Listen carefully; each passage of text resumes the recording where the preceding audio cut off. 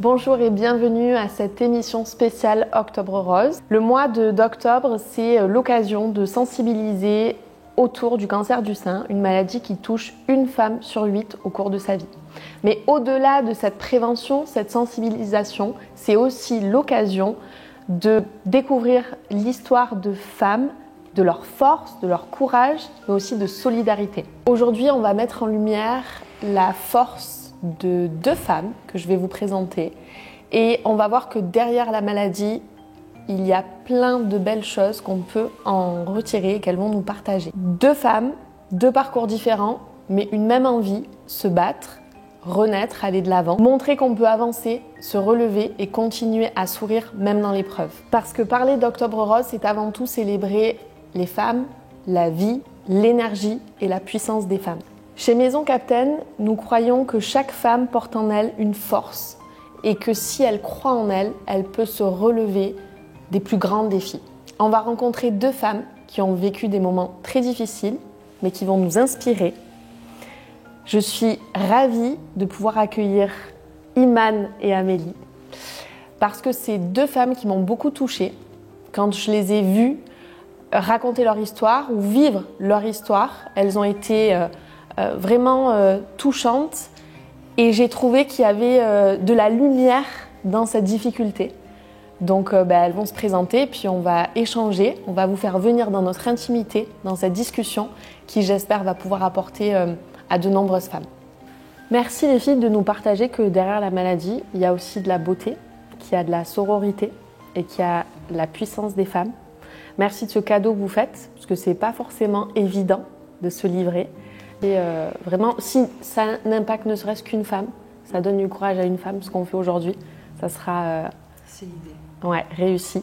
Il y a de l'espoir et il y a de la bienveillance, de la sororité. Cette maladie, elle crée quelque chose, des rencontres. Et la plus belle des rencontres, c'est soi-même. Et au-delà de ça, se dire que c'est possible de renaître de tout ça et donner juste de l'espoir et c'est réel, c'est vraiment vrai. C'est dur, mais la fin, elle est magique. Waouh, trop beau. Ça aurait pu être une conclusion, mais c'est que le début, donc on va monter crescendo. Bon, est-ce que vous pouvez vous présenter un peu, nous dire un petit mot chacune, votre âge, voilà, un petit peu votre vie, nous parler un petit peu de vous pour qu'on fasse connaissance et avant de pouvoir échanger un peu plus. Donc moi c'est Amélie, j'ai 33 ans. Je suis monitrice éducatrice dans un établissement qui accueille des enfants en situation de handicap. Et je vis entre le Sénégal et la France. Trop bien. Et tu as eu ton cancer il y a combien de temps? J'ai eu mon cancer, je venais d'avoir tout juste 26 ans. Ok. Et toi, Imane? Moi j'ai 42 ans. Je suis mariée, j'ai une petite fille qui a 10 ans. Dans la vraie vie, je travaillais en tant qu'officier au centre pénitentiaire d'Aix-Luynes, au milieu carcéral. Puis j'ai découvert mon cancer en décembre 2024, j'avais 41 ans, 3 semaines avant le 26 décembre, qui est l'anniversaire de ma fille. Justement, c'était ma première question, donc tu as répondu comment est-ce que vous avez découvert votre cancer? Quelle a été un peu votre première réaction? Je l'ai découvert, je prenais ma douche le matin avant d'aller travailler. Je passais mon gel douche et je touche une boule au niveau de mon sein droit. Et bizarrement, j'ai pas eu ni de crainte ni de peur. Je savais ce que je devais faire. Je savais qu'il se passait quelque chose. Et le premier réflexe a été d'en parler à mon mari. Et de suite, j'ai été sur Doctolib pour prendre rendez-vous avec un gynéco, histoire de lever le doute. Ouais, tu as agi de suite. J'ai agi de suite parce que en face de mon bureau, quand je travaillais, il y avait une affiche, c'était Octobre Rose. Voilà, on était en plein dedans et c'est pour ça que c'est hyper important la prévention parce que du coup pour moi c'était normal et naturel J'ai constaté et du coup de suite je vais lever le doute au cas où c'est positif ou négatif, mais c'était rentrer dans les us et coutumes de se palper et d'agir. Ok. Et toi Amélie, comment tu as découvert alors? Moi j'étais avec des copines au bord de la piscine en train de faire du monokini et en fait en me tournant je me suis rendu compte d'une petite boule et en palpant en effet il y avait une masse et du coup j'ai tout de suite pris rendez-vous chez mon médecin, etc. Et là c'est engendré une multitude de rendez-vous qui ont fait qu'on a découvert que j'avais un cancer du sein. Alors ta réaction ça a été quoi quand tu l'as appris? Alors, j'ai voulu aller seule au rendez-vous de l'annonce. Avant ça, il y a des échographies, des mammographies, des IRM, des scanners, une biopsie. Et une semaine après, tu as le résultat vraiment officiel entre guillemets, de l'annonce ou pas, parce que ça peut être aussi négatif. J'ai voulu aller seule à ce rendez-vous. Le médecin me l'a annoncé, m'a expliqué qu'il allait avoir après une multitude de rendez-vous pour savoir comment allait se passer le traitement, etc. Sur le coup, j'ai encaissé. Je suis montée dans ma voiture, j'ai pleuré.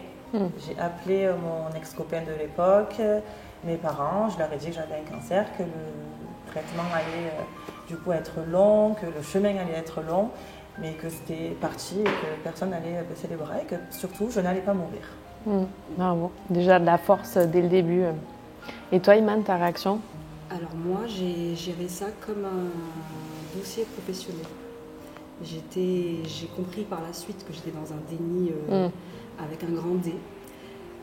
J'étais au plus mal avant l'annonce officielle parce que j'ai trouvé que le temps d'attente entre les résultats et la biopsie et le verdict, le jour J, j'ai trouvé ça tellement long et vraiment ça m'a créé une angoisse avant l'annonce. Et comme j'avais pour habitude de me projeter dans mes émotions et de tout contrôler, j'étais dans une projection où c'était sûr que c'était ça. Donc du coup j'ai agi et surréagi mais en amont, en attendant les résultats et j'angoissais vraiment de ces résultats. Et du coup quand on me l'a annoncé, j'étais presque soulagée parce que l'attente était terminée. Ok, bon ben c'est ça. Mon ressenti était juste. Et mon mari m'a accompagnée à tous les rendez-vous. Et comme toi, mais j'étais seule quand elle me l'a annoncé. Et j'ai dit, ok, c'est quoi la suite? J'ai pas, ok, c'est quoi la suite? J'étais dans l'action en fait. J'étais dans l'action et ma première question a été même pas de qu'est-ce qui se passe ou comment ça va se passer, c'est est-ce que c'est héréditaire? Parce que je suis la première. Comment ça se passe pour ma fille?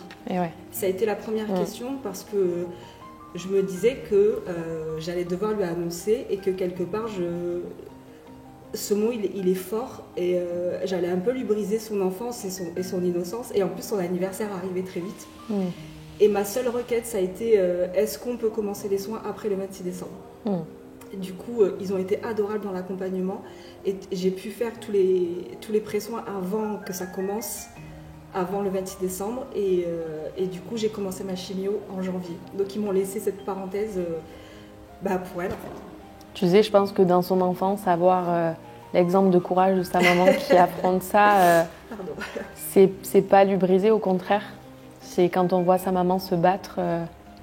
Mais elle a été d'une force incroyable parce que je me suis beaucoup posé la question de comment est-ce que je vais lui dire avec son papa. Et du coup, je lui dis écoute Sarah, maman est malade et du coup il va y avoir des changements.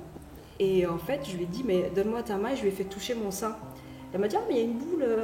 Je lui ai dit, justement, en fait, c'est cette boule-là qu'on va enlever parce que maman, elle est malade et je vais perdre mes cheveux et je vais être fatiguée. Et du haut de ses 9 ans, elle m'a dit, t'as un cancer, tu vas pas mourir. Et en fait, elle m'a renvoyé, en fait, cancer, pour moi, c'est égal mort. C'était ça dans mon esprit. Et dans la jeune génération, le mot cancer est banalisé. En fait, tu es juste malade, on va te soigner et ça va bien se passer. C'est OK. Et je me suis rendu compte que je projetais mes angoisses et mes peurs sur mon enfant qui, elle, était déjà dans la guérison. Dans l'étape d'après. Et c'est vrai qu'elle a été avec mon mari ma plus grande. Ils ont été mon pilier et ma plus grande force. Magnifique. Quelle a été votre plus grande peur? Déjà à la base. Quand on vous a annoncé? Moi, j'ai pas eu peur, je pense. Ouais. J'ai pas eu peur parce qu'on est dans l'action, tout de suite. Tout va très vite, tout s'enchaîne très vite. Les rendez-vous, le début du traitement, ça prend tellement une ampleur dans notre vie que finalement, pour ma part, j'ai pas eu peur. Ce qui m'a le plus inquiété, et c'est ce que j'ai le plus soulevé auprès de mon entourage, c'est que j'ai préféré ma place que la leur à 1000%. Dans le sens où ce qui était inquiétant pour moi, c'était de me dire ok, comment va réagir ma famille, comment je vais être vue aux yeux de mes amis, qu'est-ce qu'ils vont alors c'est même pas qu'est-ce qu'ils vont penser de moi, mais qu'est-ce qu'ils vont plutôt qu'est-ce qui va se jouer dans notre amitié, dans le lien qu'on a créé. C'est fort grâce grâce ou à cause peut-être de la maladie. Alors c'est intéressant parce que justement je pense que déjà ça permet de se rendre compte de qui est vraiment là pour toi et de tes amis à qui tu as envie d'accorder du temps. Mais parce que je pense qu'on est énormément à avoir un proche qui souffre du cancer. Donc, par rapport à ce que tu dis, en fait, ça serait quoi le conseil que tu peux nous donner quand on a un proche qui a le cancer tu vois, comment réagir pour pouvoir finalement accompagner, parce que tu vois, toi, tu t'inquiétais plus pour les autres, c'est fou, alors qu'on doit être un soutien, on doit être une force. Alors moi, j'ai beaucoup ri de la maladie, j'ai beaucoup tout fait passer au second degré, entre guillemets. Quand j'ai commencé à perdre mes cheveux, mon ex-copain s'est rasé avec moi pour rigoler. Quand j'allais faire un rayon, on commençait à décompter quand c'était bientôt fini. À chaque chimio, on faisait une petite vidéo avec le personnel soignant s'ils étaient d'accord et des choses comme ça. Okay. Du coup, ça, je pense que ça m'a aidé, ça a aidé forcément mon entourage. Le conseil que je pourrais donner à quelqu'un qui accompagne une autre personne malade, c'est juste de l'écouter peut-être et de suivre le mood de la personne. Parce que moi, je n'étais pas très inquiète. Et mes parents notamment, ce que je peux comprendre aussi parce que je ne suis pas encore parent, mais le jour viendra et je pense que je m'inquiéterai beaucoup pour mon enfant. Mes parents étaient très inquiets, ils m'ont beaucoup fait subir en tout cas leur inquiétude, si je peux parler ainsi, dans le sens où dès que après j'ai commencé à partir en voyage, puisque maintenant je vais à l'étranger, ils m'appelaient tout le temps pour savoir si j'allais bien, si j'avais pris mon traitement, parce que j'avais un traitement après à prendre, si j'étais en forme, si j'avais pas de la fièvre. Et quand ils venaient, j'étais redevenue leur petit bébé, sauf que j'avais une trentaine d'années et que du coup, cette indépendance que j'avais prise, finalement, ils me la reprenaient un peu en me rappelant que j'avais été malade, et c'était beaucoup inquiété pour moi, etc. Parce que c'est pas commun d'avoir un cancer jeune. Moi, j'ai mon meilleur ami qui a eu un cancer aussi très très jeune, donc c'est sûr que c'est encore plus perturbant. Hein. Et toi, par rapport à ça, comment tu l'as vécu de te dire j'ai 26 ans, j'ai un cancer C'est vrai que moi, je me suis fait suivre à Montpellier. Ouais. Et c'est vrai qu'à l'hôpital, j'étais une des seules jeunes des personnes soignées. Mais encore une fois, alors je me suis dit, ok, moi j'ai 26 ans, je suis encore dans la force de l'âge, j'ai encore une énergie folle, alors qu'il y avait à côté de moi des personnes de 80 ans qui étaient bien plus âgées que moi et qui, eux, avaient beaucoup plus de mal à se remettre une chimio. Moi, au bout du 3e jour, je repartais travailler, je me reposais les 2 jours après la chimio, je repartais travailler le 3e jour, eux, ça devait être sans doute différent. Donc, j'ai pas mal pris le fait d'être... Je ne me suis pas dit pourquoi moi, je ne mérite pas ça, etc. Je me suis dit j'ai 26 ans, ça m'arrive, c'est pas cool, mais j'ai de la chance parce que je suis encore jeune et qu'il se passe encore plein de trucs après. Trop bien, tu as positivé même sur ça.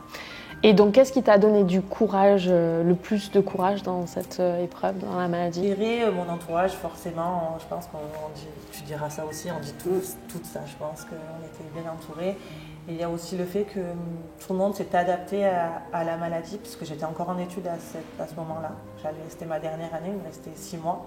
Je n'ai pas voulu abandonner, j'ai voulu passer mon examen, donc je suis allée à l'école, j'ai essayé d'expliquer la situation au maximum. Ils ont aménagé mes horaires de cours, ils ont aménagé mes horaires de stage. J'ai pu vraiment... il y a un stage qui a dû s'annuler parce que je me suis fait opérer, il y avait le début du traitement, de la chimio, etc. Ils m'ont reconduit mon stage, j'ai fait plus d'heures après. Et je pense que l'adaptation et l'entourage, forcément, c'est ce qui permet vraiment de donner du courage, de dire, ok, là ça ne se fait pas dans l'instant, mais c'est pas grave, je le reprogrammerai après. Et chacun s'adapte à moi aussi et à la suite de mon traitement, etc. Et ma vie, tout simplement, et l'épreuve que je suis en train de passer. Mais en vrai, je pense que c'est ça qui donne beaucoup de force. Merci.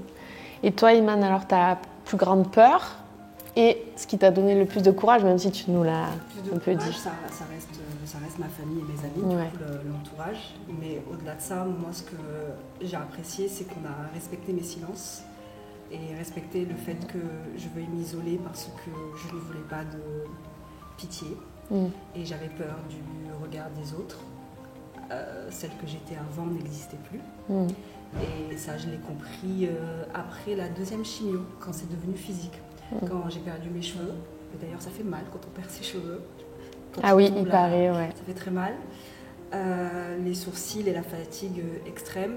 Et là, c'était devenu physique au point que je supportais plus mon reflet parce que je ne me reconnaissais pas. Et finalement, son reflet, on le voit un peu partout dans la vie de tous les jours sans s'en rendre compte, même dans son micro-ondes, dans sa poêle, dans son frigo. Et je détestais cette personne que je voyais parce qu'elle me renvoyait juste au cancer. Et j'avais le sentiment qu'on avait volé mon identité. Et mes amis ont compris que j'avais besoin de me reconstruire avant de revenir dans la vraie vie, parce que chez moi, j'étais bien. J'étais dans ma petite bulle dorée où j'étais dans mon confort et je n'affrontais pas le regard des autres. Et ma plus grande force, encore une fois, ça reste ma fille qui m'a dit... parce que du coup, on a acheté pas mal de perruques avec ma fille et chacune avait un prénom, donc on s'était amusé et finalement c'était rigolo pour elle de me voir un coup rousse, un coup brune, un coup blonde. C'était vraiment superficiel, mais au fond de moi, j'avais vraiment le sentiment que je ne savais plus qui j'étais, qui j'étais et où j'allais, et comment ça allait se passer et comment j'allais me reconstruire, parce que la médecine soigne physiquement, mais le psychique et le psychologique sur une femme, c'est très difficile. C'est très difficile de se trouver, mais quand on s'est trouvé et qu'on s'est perdu, est-ce qu'on est en capacité de refaire ce chemin? Et est-ce que ce chemin-là était le bon? Et est-ce que je veux redevenir celle que j'étais avant? Il y a plein de questions qui arrivent comme ça par la suite. Et Sarah m'a dit, mais maman, parce que je craignais un petit peu d'aller la chercher à l'école. Une fois, j'avais été la chercher, j'avais mis une perruque rousse. Et une maman me dit, mais ça vous va super bien cette couleur, c'est génial. Et je me suis sentie obligée de remettre cette même perruque rousse tout le temps pour pas qu'ils voient, tu sais, de différence, de changement. Et ok, elle était jolie, mais c'était pas moi en fait. C'était juste un accessoire. Bien sûr. Sarah me dit, mais maman, on s'en fout du regard des autres. Voilà, moi je t'aime comme tu es. Et en fait, ça a été comme un déclic partant de là. Je dis, ok, c'est bon, j'étais dans le déni. Là, j'ai compris que j'avais pas juste une grippe, que c'est un cancer. On me soigne de l'intérieur, mais j'ai besoin de plus que ça. Et moi, ce qui a été un déclencheur dans ma vie, et vraiment, je le dis du plus profond de mon cœur, ça a été le programme Woman d'Elodie Vilmus, où je ne sais pas comment j'en suis arrivée là, je ne sais pas comment j'ai fait le casting. Je ne pourrais pas vous dire vraiment, c'était même pas une volonté, c'était limite presque une destinée, parce que quand j'ai fait ce casting, je ne l'ai dit à personne. Mes amis n'étaient pas au courant, mon mari n'était pas au courant, personne n'était au courant. Et quand je reçois le mail pour me dire c'est bon, vous êtes sélectionné, je me souviens, j'étais à table, on était en train de dîner, je sors de table et puis je check mes mails. Oui, parce qu'il y a ça aussi, avant le téléphone sonnait, avant il y avait une vie professionnelle et puis d'un coup tout s'arrête et enfin, voilà. Et je regarde et on me dit ouais, t'es sélectionné, machin, Elodie Vilmus. Je dis ok, j'ai fait encore ok. Et donc je dis à mon mari, je dis écoute, tel jour, je pars pendant 2 jours, voilà. Il m'a dit mais ça consiste en quoi? J'ai dit je n'ai aucune idée de ce que je fais. Mais c'est ok, j'y vais. Il m'a dit ok, ben vas-y. Et ça s'est fait comme ça. Je suis partie et il y a eu la rencontre avec d'autres femmes. Et c'est fou comment on peut arriver à se confier quand on est entre femmes, même si on ne se connaît pas. Quand on arrive dans une dynamique d'aller mieux, tout de suite il n'y a pas de barrière. Il n'y a pas de jugement, il n'y a plus de peur en fait. On est là, on se raconte notre vie dans la bienveillance. Dans la bienveillance, et c'est même des détails que vous n'avez pas dit à votre meilleur ami ou à votre mari ou à votre mère parce qu'on est limite dans le même bateau. Et puis il y a eu ce shooting où Elodie me propose de le faire comme je le sens, avec foulard, sans foulard, avec perruque, de vraiment d'y aller comme comme j'ai envie. Et je me souviens qu'on était dans le studio et il y avait beaucoup de bruit. Et je me suis sentie comme l'angoisse qui commençait à monter parce que c'était vraiment tellement bruyant. J'ai besoin de sortir, de respirer et de déposer quelque chose. Je ne savais pas vraiment quoi. Et quand on m'a tendu le miroir pour me voir, alors autant je ne pourrais pas vous donner la date exacte quand on m'a dit « Madame, vous avez un cancer du sein », autant le 11 avril 2025 est tellement gravé en moi parce que c'est la première fois où je me suis vue. Et quand je dis que c'est une renaissance, c'est vraiment réel. Je me suis vraiment vue. J'ai vu mon âme, en fait. Je me suis vue comme je ne me suis jamais vue. Et j'étais venue peut-être dans une dynamique de me voir comme ma fille me voyait. C'était pas ça, en fait, que j'étais venue chercher. J'étais juste venue me chercher. Et ce jour-là, à cet instant-là, je me suis trouvée. Et j'ai vraiment eu le sentiment de... Bon, en fait, c'était pas juste le cancer du sein, en fait. C'est juste, t'as pris un gros mur dans ta vie qui disait que tu prenais peut-être un chemin qui était peut-être nocif pour toi, qui n'était pas bon. Et bien là, tu te vois pour comme tu t'es vu, comme tu t'es rarement vu. Et le chemin, il est là, en fait, il mène. Donc, il faut que tu continues. Et depuis ce jour-là, mon cancer, il ne me définit pas. Mes cheveux ne me définissent pas. Ce qui me définit et ce qui me donne confiance, c'est qui je suis. Et une fois que je me suis trouvée, et ben rien n'est insurmontable. Et j'ai plein de rêves, je fais plein de choses nouvelles, je vais vers l'autre, je raconte mon histoire. Et mon seul objectif, c'est de dire aux femmes, c'est ok, ça va être hyper difficile. Et c'est le droit d'aller mal, tu as le droit de tomber. Mais je t'assure que tu vas te relever et la personne que tu vas être va te faire gommer toutes tes craintes et oublier celle que tu étais. Magnifique. Voilà. Du coup, est-ce qu'on peut dire que ta plus grande peur, c'était ce que tu l'as un peu dit tout à l'heure, tu es quelqu'un qui a besoin de contrôler, de maîtriser. Au final, on peut dire entre guillemets tout rouler dans ta vie, un mariage, un enfant, un travail épanouissant. Et finalement, j'ai tout perdu. Tu lâches prise, tu perds tout. J'ai tout perdu. Il a tout pris, mais en vrai, ma plus grande peur, c'était de tout perdre. Mais finalement, ça a été ma plus grande chance. J'ai tout perdu. Et c'est comme si vous aviez une nouvelle vie. Un peu comme si vous jouez aux jeux vidéo, bah, t'es mouru, bah, t'as une nouvelle chance. C'est génial. Et quelque part, j'avais lu, au début, quand j'étais malade, j'avais lu une phrase qui disait « Le cancer m'a sauvé la vie ». Et je l'ai détestée, cette phrase, parce que j'étais en colère, j'étais dans le déni. Mais c'est tellement vrai. Il ne m'a pas sauvé la vie, il m'a donné une nouvelle chance. Et je m'estime aujourd'hui chanceuse de recommencer sur une feuille blanche et je fais des choses que j'aurais jamais fait. Et j'ai des instants privilégiés avec ma fille, j'ai des échanges de qualité. Si j'ai pas envie de faire quelque chose, ben j'ai le droit de dire non, j'ai pas envie, c'est ok. Je m'inscris, je suis bénévole, je fais des courses mood girl, je suis une woman en vrai. Et aujourd'hui, j'aime ma vie, même avec un cancer, plus que celle d'avant. Donc ma plus grosse peur est devenue une force. Trop beau. Puis ça permet de un peu tout poser sur la table et de se dire au final, voilà, qu'est-ce qui est vraiment important, qu'est-ce qui me rend heureuse. Comment des je fois, gère ça, les émotions, comment je me positionne par rapport à l'autre. L'autre a le droit de ne pas être d'accord avec moi. Il a le droit d'avoir une réaction qui n'est pas la mienne et c'est ok. Ça lui appartient. Ça lui appartient. Il réagit comme ça.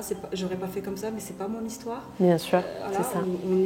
On porte pas la vie des autres. Et non. Et puis on est filles, on est mère, on est 5 frères et sœurs. Et j'avais tendance à prendre le rôle de mon père qui est décédé d'un cancer, notamment auprès de mes petites sœurs et ma mère aussi. Et puis je me suis rendu compte que, et même eux me l'ont dit, en fait on t'a jamais demandé. Ce rôle-là, tu l'as pris toute seule. Et ça fait un peu mal sur le coup parce que tu t'es donné corps et âme, mais en fait tu réalises. Ils avaient raison. Bah oui. Et ils m'ont dit, mais en fait il t'a fallu un cancer pour comprendre qu'il fallait que tu vives pour toi. On est grand. C'est-à-dire que ma petite sœur, elle a 25 ans. Donc elle est complètement autonome, mais j'étais toujours là, j'appelais tous les jours, ça va, tu vas bien, un groupe WhatsApp famille, le grand frère qui part s'installer aux États-Unis, l'autre qui part en Belgique, mais j'étais là un peu comme la tour de contrôle. Et en fait la tour de contrôle, elle a juste elle a ses limites. Elle a ses limites et on m'a dit, on t'a pas demandé d'être la tour de contrôle, c'est ok pour nous. Et quand les rôles se sont inversés, quand c'est eux qui ont commencé à prendre soin de moi, à me préserver. Au départ, ça a été difficile de l'accepter. Parce que j'avais l'impression qu'on me dépouillait de mon rôle et j'avais fait de ce rôle mon rôle principal. Alors que c'était pas du tout ça. Voilà. C'est hyper intéressant tout ce que vous partagez parce qu'en fait, il y a plein de clés qu'on ait des personnes qui nous regardent, qui soient malades ou pas, juste pour bien vivre en fait. Bien, pour aller vers quelque chose qui nous correspond. En fait, des fois, on a tendance à vouloir se formaliser à ce que les gens veulent ou attendent de nous. Mais en fait, on vit pour soi. Et c'est quand on vit pour soi qu'on est heureuse, qu'on est épanoui. Donc, autour de nous, notre entourage va être aussi épanoui et ça fait effet boule de neige et qu'on réussit. Je pensais que tu vois, quand tu es égoïste, c'est négatif, alors qu'en réalité, quand tu es égoïste, bah, tu penses à toi. Et comme tu l'as justement dit, quand tu penses à toi, bah, tu es bien après et donc du coup, tu es bien avec les autres. Mais oui.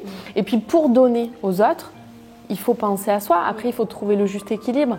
Mais je pense que c'est dans ces situations-là où tu apprends, tu ne penses pas qu'à toi, mais tu penses à être bien, prendre soin de toi pour donner aux autres. Parce que si tu n'es pas bien, tu ne peux pas donner aux autres. C'est ça, c'est exactement ça. Et puis ça forge aussi le caractère dans le bon sens. C'est-à-dire que la vie peut se dérouler de telle manière, même si ça ne vous convient pas, c'est pas grave. C'est ok. Si le plan ne se déroule pas comme vous l'avez imaginé, bah, c'est pas grave. peut-être quelque chose de mieux C'est qui vous ça. attend. Et puis même dans la vie de tous les jours, moi j'étais quelqu'un qui était adepte du batch cooking, il fallait que tout rentre dans des cases. Je préparais même le matin, on allait bosser, je mettais la table pour que le soir elle soit prête. Il fallait vraiment que ça soit vraiment limite trop militaire, et je me suis rendu compte que je me bouffais de l'intérieur en faisant ça. Parce que si on ne dîne pas à 19h et qu'on dîne à 20h, c'est pas grave, c'est pas la fin du monde. C'est clair. C'est ok. Et le cancer, il a servi à ça.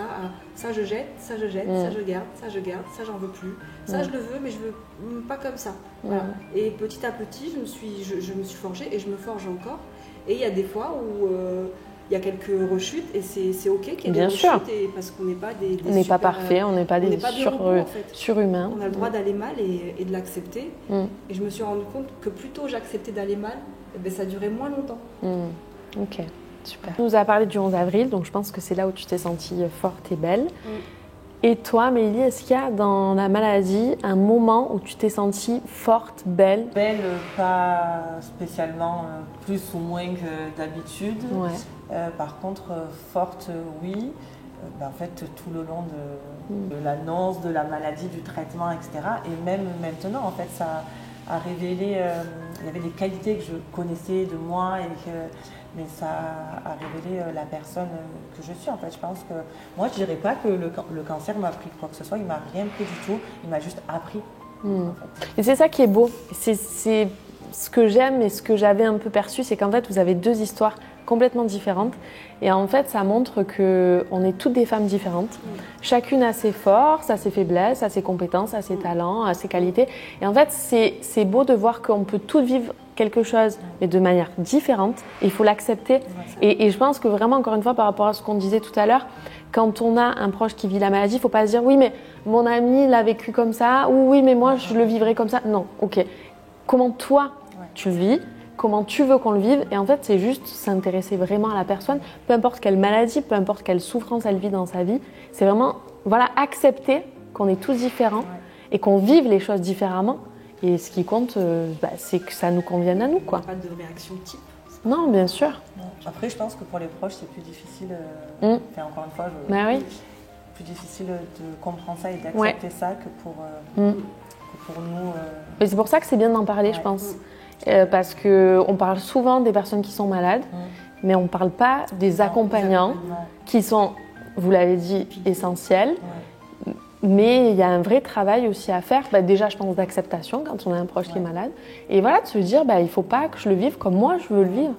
Oui, d'arriver à ne pas projeter. Ce que disait tout à l'heure Amélie, c'est d'accepter le mood, et c'est complètement c'est ça. C'est-à-dire que quand ça va, ça va, quand ça va pas, et de juste pas forcer à faire quelque chose ou à ne pas faire quelque chose. Et voilà, si tu es OK aujourd'hui pour aller marcher, on y va. Si bien sûr. t'es pas OK. C'est et ça. Respecter juste, tu vois, aujourd'hui ça va, c'est OK, demain ça va pas, ça va pas. Est-ce que vous aviez des petits rituels pendant la maladie qui vous ont aidé? J'en avais plein. Allez, partage-nous. Alors j'avais des petits rituels après les traitements. Donc, par exemple, je savais, ma première chimio, c'est pas très bien passé forcément, c'est la première, on ne sait pas trop comment son corps réagit, comment nous on va pouvoir gérer la chose, etc. La première chimio, le taxi m'a oublié devant l'hôpital. Sympa. Il avait oublié de venir me récupérer, du coup ça a mis un temps avant qu'il puisse venir, parce que j'habite à 1h30 de l'hôpital. Le temps qu'il se déplace, les effets secondaires avaient commencé à faire effet, donc j'ai été malade tout le trajet du retour. Donc je me suis dit, ok, déjà, premier rituel, plus de taxi, je vais y aller toute seule. En tout cas, je vais me débrouiller. On peut y aller avec son transport personnel. Moi, j'embarquais à chaque fois une copine, quelqu'un de ma famille, ma tante qui travaillait dans les locaux de l'hôpital. Voilà, je disais, là j'ai chimio, ça te dit, on va faire une petite tour à Montpellier. Et on partait, et en fait, une fois que la chimio était finie, je rentrais chez moi avec ma voiture, je dormais. Je mangeais boboon, parce que c'était le seul truc qui passait après la chimio, parce qu'on a un petit goût de fer, je sais pas si tu as un petit goût bizarre, en tout cas, dans la bouche, qui fait qu'il y a plein de choses qui passent plus, plein d'aliments où on ne retrouve pas le goût de choses qu'on ait mis par-dessus toi avant, etc. Je faisais boboon, je dormais, parce que j'avais la chance d'avoir 2 jours de repos après. Donc c'était 2 jours vraiment où j'étais à la maison, je traînais, je dormais beaucoup. Et ensuite je repartais travailler, soit à l'école, soit en stage en fonction avait du planning qui était organisé. Ça, c'était vraiment un des plus gros rituels du début. Ça a rythmé mes 3 premiers mois de maladie. Et ensuite, ça a été, je pense, une conversation au WhatsApp, moi aussi, avec ma famille, qui faisait qu'à chaque fois que j'avais un rendez-vous médical, je prenais une photo d'un endroit insolite. Moi, ma famille me disent beaucoup que je vais souvent faire pipi, donc du coup, souvent, je me prenais dans les toilettes de l'hôpital.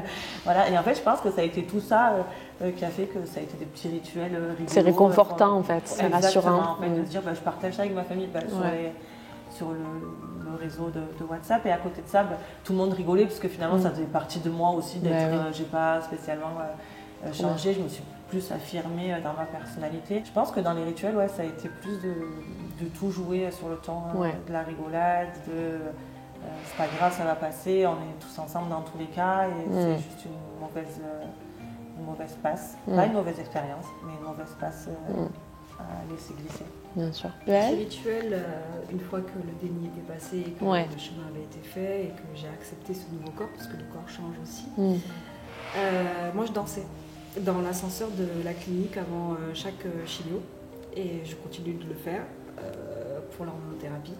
Donc je danse et je me filme et je le poste et je le partage. Et c'est devenu un rituel parce que ça me met en joie. Et ça me met dans un mood hyper positif, et du coup les infirmières elles savent que j'arrive, donc je fais ma petite vidéo, je danse dans l'ascenseur et je sais que c'est journée clinique et c'est ok. J'adore. Et ça me... Voilà. Ouais. Oui, et puis tu te mets dans un mood un peu positif, même si... J'arrive, j'ai le sourire et ça se passe bien. Moi, par contre, je voulais que personne m'accompagne. Et j'y tiens encore, je veux pas être accompagnée. C'est ce qu'on disait, il faut respecter, tout le monde le vit différemment. Et dans les copines, non. Une seule fois où mon mari m'a accompagnée, c'était cet été. Sarah était chez mamie. Et puis il était en vacances, il me dit écoute, je t'accompagne, il m'a pas vraiment laissé le choix. Et c'est ça où quand tu dis il faut nous écouter parce que je l'ai pas super bien vécu. D'accord. Le fait qu'il soit là, ça a bouleversé mon rituel justement, ça a cassé ce truc. D'accord. Et du coup j'ai pleuré alors que je pleure jamais à l'hôpital. Et je me suis rendu compte que du coup je réitérais un petit peu le passé, c'est-à-dire que là j'ai déposé les armes et je lui ai donné un petit peu tout mon fardeau. Et je me suis pas sentie bien j'ai pas du tout aimé cette journée, et il l'a vu, il m'a dit mais je lui dis d'habitude je ris, d'habitude je danse, et je sais pas, le fait qu'il ait été là, ça a cassé quelque chose dans cette journée, et bien plus jamais je veux y aller seule, laissez-moi dans mon truc, et il faut le respecter. Et quand je rentre, je vais bien, mais voilà, donc j'ai pris pour habitude le taxi, j'arrive, je monte dans l'ascenseur, je fais ma vidéo, je danse, je prends mon café et je monte au 4e étage. Je fais mon soin et je repars. Et ça, c'est devenu... il ne faut pas qu'il y ait une virgule qui change, parce que c'est limite mon moment à moi où je kiffe, mais je sais que je vais m'ambiancer. Voilà. Oui, et puis voilà, c'est ça, de mettre un cadre, au final, on sait que ça va se passer comme ça rassure. Je vais revoir des filles que je connais, et voilà, et puis j'ai pas envie de partager ça. Voilà. Et puis c'est vrai qu'en fait, on a nos habitudes à l'hôpital. Mais oui. On a notre place. C'est fou de dire ça, mais finalement... c'est forcément souvent les mêmes secrétaires à l'accueil, donc il y a un lien qui se crée forcément. On devient lié avec les infirmières.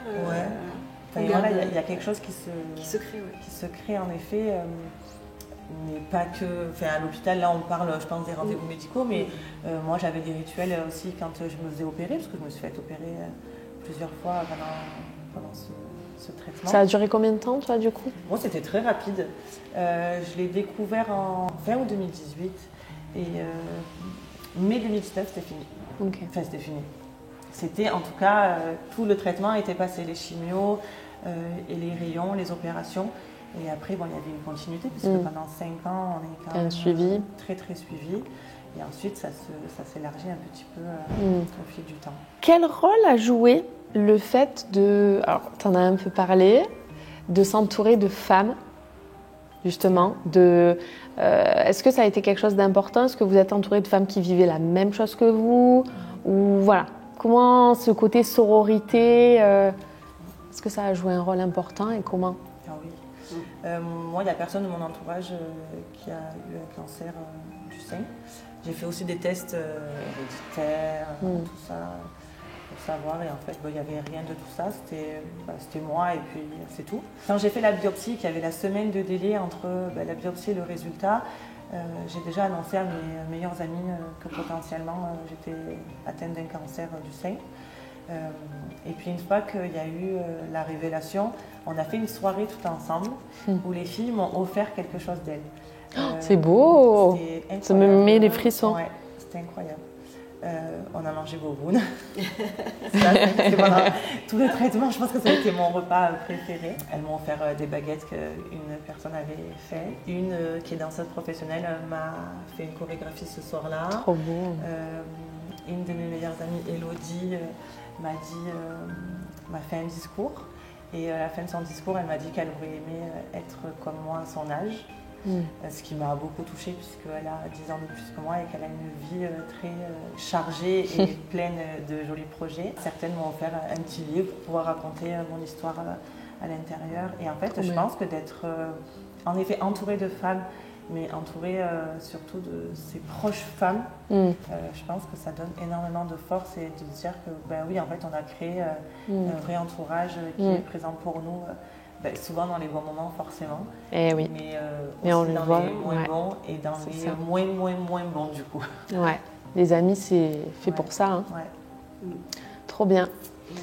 Et toi, du coup, woman. Woman, et puis moi je suis quelqu'un qui de base est très sélect sur son entourage, par choix. Je privilégie la qualité à la quantité. Et mes amies, elles ont répondu présentes. Et pour le coup, c'est moi qui étais absente parce que je ne voulais pas. Et elles ont respecté ça et j'ai apprécié. Et après, forcément, woman. Et ça a été plus facile pour moi de me livrer à des femmes que je ne connaissais pas, qui ne connaissaient pas la humaine d'avant. Beaucoup plus simple. Et une fois que j'ai rencontré ces femmes et qu'on a créé vraiment... quelque chose que j'arriverai pas à le qualifier, mais il s'est passé quelque chose et du coup je peux dire qu'on est vraiment amis. C'est fou de dire qu'on est vraiment amis avec des gens, des filles qu'on connaissait pas plus que ça de base. Mais la volonté d'aller mieux était là, donc je pense que c'est ce qui nous a unis. Et moi c'est ce que j'ai aimé et le fait de partager nos blessures, finalement c'est devenu une force. Parce qu'on a différentes blessures, mais le mal, il est identique quelque part. Qu'on ait un cancer du sein, qu'on ait un autre mal, le mal, il est là, c'est pas forcément une cicatrice physique, ça peut être autre chose. Et c'est ce que j'ai apprécié. Et une fois que j'ai été guérie de ça et que j'ai retrouvé confiance en moi, je suis revenue vers mes amies.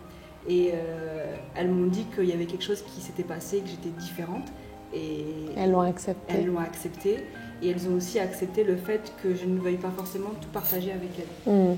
Parce que... C'est beau, parce que des fois dans l'amitié on peut être possessif et en fait, encore une fois, c'est une histoire de liberté, de respect. Ouais. C'est pour ça que je les aime de fou, parce qu'elles m'aiment comme je suis. Elles aimaient celles d'hier, elles aiment encore plus celles d'aujourd'hui. C'est beau. Mes amies, elles sont pas beaucoup, mais je sais que je peux ne pas les appeler pendant ce temps. Et ça change rien. Ça change rien. Et justement, moi, ce que j'aime, c'est cette liberté qu'on a entre nous. Si on est là, on est là. Si on n'est pas là, c'est OK. Par contre, si je t'appelle... C'est clair. Tu réponds présent. Tu réponds présent. Ouais, c'est ça. Et notre amitié, elle bouge pas. Ça fait des années. Et j'ai même pas eu besoin de faire le tri de qui que ce soit. Et je me sens vraiment très, très, très, très, très privilégiée parce que j'ai rencontré des femmes qui, pour le coup, elles étaient seules. Et je pense que dans la maladie, il n'y a rien de plus difficile que la solitude. C'est-à-dire que tu n'as personne avec qui échanger, tu n'as personne avec qui pleurer, tu n'as personne avec qui rire. Et ça, c'est horrible. Et j'ai même rencontré des femmes dont les conjoints les avaient quittées à l'annonce de la maladie. Alors je dis, s'il est parti à ce moment-là, c'est que c'était pas le bon. On est bien d'accord. Mais c'est hyper difficile d'être seule. Et c'est pour ça que c'est hyper important de se dire qu'il y a des femmes qui sont juste là pour te tendre la main. Moi, j'ai eu de la chance, on m'a tendu une main qui m'a permis de rebondir. Et l'idée, c'est de transmettre, de dire, peu importe ton état, on se sait et ça va aller. Qu'est-ce que vous avez découvert sur vous-même grâce à cette épreuve? Parce que du coup, vous en retirez finalement toutes les deux des choses. Qu'est-ce que vous avez appris? T'as dit que t'as beaucoup appris de toi. Ouais. Qu'est-ce que vous avez appris sur vous? Ou développer? Je me suis rendu compte que je mettais beaucoup au lendemain ce que je pouvais faire en vrai aujourd'hui. Procrastiner. Ouais, exactement. Et en fait, alors moi, je me suis pas fait quitter par mon ex, mais je l'ai quitté du coup. D'accord. Parce que je me On adore, très girl power. Ça m'a fait pleurer, je me suis dit, oups, est-ce que je vais te dire ça? Oui. Bah oui, oui, on dit tout, on est là. Exactement. Contraire. En fait, voilà, moi j'étais dans une routine de vie, je finissais mes études, j'avais une maison, mais je voulais voyager, mais la personne ne voulait pas, donc on ne voyageait pas. On avait un chien, enfin, j'étais dans une vie assez moulée, qui était très agréable à ce moment-là. Et en fait, qui ne te correspondait pas vraiment. Qui ne me correspondait pas du tout, puisque maintenant je vis quasi l'opposé entre guillemets de ce que j'avais déjà avant, et ce qui m'allait très bien avant. Donc je pense que ça m'a permis de me dire, ok, en fait, il y a plein de trucs que je peux faire, je suis en capacité de le faire. Si la personne me suit, c'est cool. Si la personne ne me suit pas, je le fais quand même, et puis tant pis, parce que ça m'appartient et que moi j'ai envie de le faire. Je pense que oui, ça m'a boosté en fait, ce que j'étais capable de faire ou pas. Je suis partie en voyage en mission humanitaire, donc en tant que bénévole aussi, en me disant, en fait, je voulais trop partir, donc c'est parti, j'y vais. Donc j'ai fini mes études, j'ai quitté mon travail, j'ai quitté mon ex, du coup, j'ai eu la maison en colocation. Et puis, je suis partie un mois. Et en fait, au bout d'un mois au Sénégal, je me suis dit, je crois que j'ai pas assez vécu là-bas. Il faut que je reparte. Ouais. Et là, j'ai annoncé à mes parents que je partais. Et je pense que c'est ce qui a été compliqué pour mes parents parce que j'étais encore en traitement. J'étais en hormonothérapie. Alors après, ça dépend. Chacune, on a des traitements différents quand on est atteinte du cancer. Moi, j'ai eu la chimio, l'ablation du sein, la reconstruction, les rayons. Puis après, l'hormonothérapie. L'hormonothérapie, pour ma part, c'était un petit cachet, une petite piqûre. J'ai appris à faire la piqûre seule. Et puis, je suis partie à l'aventure en me disant, je vais tester 6 mois et on verra bien ce qui va en être de cette vie au Sénégal. Puis c'est en 6 mois, j'ai trouvé un travail, j'ai trouvé un nouveau chéri. Ah, trop bien! T'as un chéri là-bas, un travail là-bas? Non! Ah ouais! J'adore! C'est plein de rebondissements. Mais c'est énorme! En me disant, en fait, j'ai qu'une vie et puis c'est parti, j'ai envie de vivre pleinement. Donc je pense que c'est ce qui a fait je pense que le cancer a fait surgir ça, de me dire en fait je savais que je pouvais le faire, mais j'en suis capable, j'ose. Mais je préférais, je pense que c'est ça. Je préférais me dire non mais demain on verra. Puis il faut que je demande l'avis à l'autre. L'autre, je parle pas forcément de mon compagnon, l'autre de manière générale, mes parents, ma famille, j'ai un petit frère, j'ai une grande sœur, j'ai un grand-père qui je suis très fusionnelle et je me disais si je pars, si je fais ça, si. Et en fait je me suis dit mais non. Je vis pour moi. Je vis pour moi et j'ose. Et en fait, je pense que le cancer, ça m'a permis ça. Ah ouais, bravo. Donc, tu as une nouvelle vie au Sénégal. Donc, j'ai une nouvelle vie au Sénégal, Donc, tu fais 6 mois ici, 6 mois j'ai été directrice d'une école maternelle pendant plusieurs années. Trop beau. Et puis là, j'ai laissé l'école pour pouvoir rentrer cette année. Donc, ça fait 1 an que je suis rentrée en France et que je fais les allers-retours parce que mon mari est resté là-bas, il a sa famille, on a notre vie là-bas. Et je suis rentrée pour créer une association qui s'appelle Hors des cases. Ouais. Et en fait, j'adore le nom. J'adore. Bizarrement, je pense que ça fait écho pour beaucoup de personnes. Ouais. Et en fait, on va ouvrir une structure pour accueillir des enfants en situation de handicap et aider leur famille dans le quotidien. Là-bas ou ici du coup? Là-bas. Ok. Ouais. Donc je repars dans 15 jours pour ce projet. Trop bien. Et donc là, tu vas rester pour un bon moment pour... Génial. Je rentre pour un événement qu'on a en commun. Le 22 novembre. Le 22 novembre au Grand Rex à Paris, qui est le lancement Women forcément. Et puis je fais une dizaine de jours ici pour l'événement, et puis je repars après au Sénégal. Génial, bravo. Waouh, c'est beau. Qu'est-ce que tu as appris sur toi? Qu'est-ce que tu as développé? Je pense que tu as dit le mot juste, c'est oser. J'ose sortir de ma zone de confort. Ouais. Et un jour, j'ai lu une phrase qui disait qu'un ami qui te veut du bien, c'est quelqu'un qui va t'emmener sur ta zone de confort, et c'est tellement vrai. Moi, mon univers professionnel, c'est l'univers carcéral. Donc, voilà, ça n'a rien à voir vers où je vais, parce que pour le moment, je continue de me chercher encore. Mais ce qui est certain, c'est que moi, je sais que dans ma tête, mon projet, il est réel. Mon projet, c'est de créer mon parfum, parce que le cancer, il a pris mon odeur. Avec les traitements de chimio, il y a une odeur qui diffère. Et puis, quand j'arrivais à la clinique, quand j'arrive toujours à la clinique, quand les portes s'ouvrent, on se prend une espèce d'odeur, cette odeur-là. Et vraiment, le cancer, pour moi, c'est l'odorat. C'est cette odeur. Et puis, mon odeur, elle a changé. Et je commence à me renseigner sur les parfums. Donc, après Woman, j'ai été à Grasse, qui est la capitale mondiale du parfum. J'ai fait une rencontre comme si c'était écrit, incroyable, où j'ai embarqué mon mari et ma fille. Je leur ai dit, on va à Grasse. Voilà, j'ai envie de faire un parfum. Ils m'ont dit, ok, on y va. Et je m'étais inscrite pour visiter un labo. Et là, je tombe sur une femme qui s'appelle Inès, qui a créé son parfum, qui s'appelle l'horloge de Flore. L'histoire du parfum, c'est que c'est 4 types de parfums pour le moment qui sont 4 instants de la journée. Et il y a un parfum qui s'appelle l'heure miroir, 11h11. Et quand je l'ai senti, j'en ai pleuré parce que je l'ai tellement... j'ai fait, waouh, j'ai eu le sentiment de me retrouver et finalement... Ça a complété le 11 avril et j'ai dit que je suis née le 11 avril à 11h11. Tout est lié, tout s'aligne et je me dis mais c'est là que je devais être. Quelle était la probabilité pour que je sois à Grasse, pour que je me trouve dans ce labo, pour que je rencontre Inès et pour que je sente un parfum qui s'appelle 11h11. Enfin tout était... Voilà.